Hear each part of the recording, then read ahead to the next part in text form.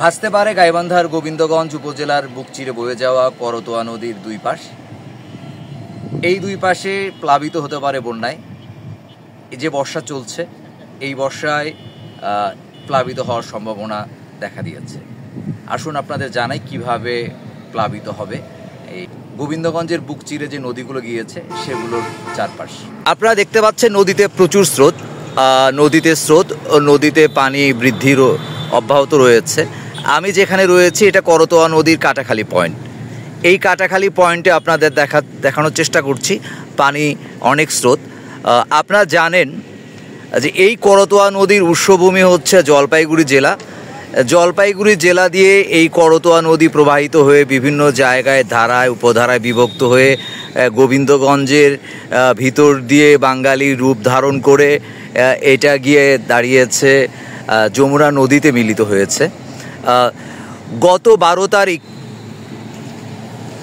সকাল 6টা থেকে 13 তারিখ সকাল 6টা পর্যন্ত পঞ্চগড়ে সর্বোচ্চ 200 মিলিমিটারের উপর বৃষ্টিপাত রেকর্ড করা হয়েছে।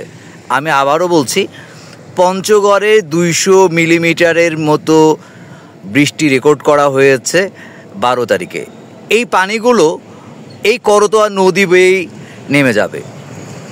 এই করতোয়া নদীর যে উৎসভূমি, সেই উৎসভূমি থেকে এই পানিগুলো পঞ্চগড় দিয়ে বাংলাদেশে প্রবেশ করেছে করতোয়া নদী, এবং করতোয়া নদীর এত পরিমাণ বৃষ্টির পানি এই করতোয়া নদী দিয়ে যাবে। করতোয়া নদীতে আপনাদের আরও দেখানোর চেষ্টা করছি যে কেমন স্রোত, প্রচুর স্রোত এবং পানি বৃদ্ধির ধারা অব্যাহত রয়েছে।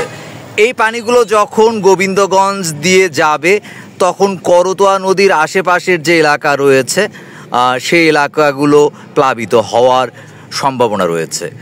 ভারী বন্যা না হলেও আশেপাশের অঞ্চল প্লাবিত হতে পারে, এমনটাই মনে করছে আবহাওয়া পর্যবেক্ষণের জন্য একটা গ্রুপ রয়েছে, সেই গ্রুপের সদস্যরা।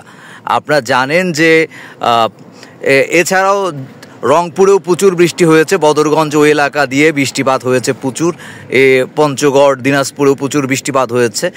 সেই বৃষ্টির পানিগুলো যমুনা নদী মানে বঙ্গোপসাগরে পতিত হওয়ার প্রধান রাস্তা হচ্ছে এই করতোয়া নদী।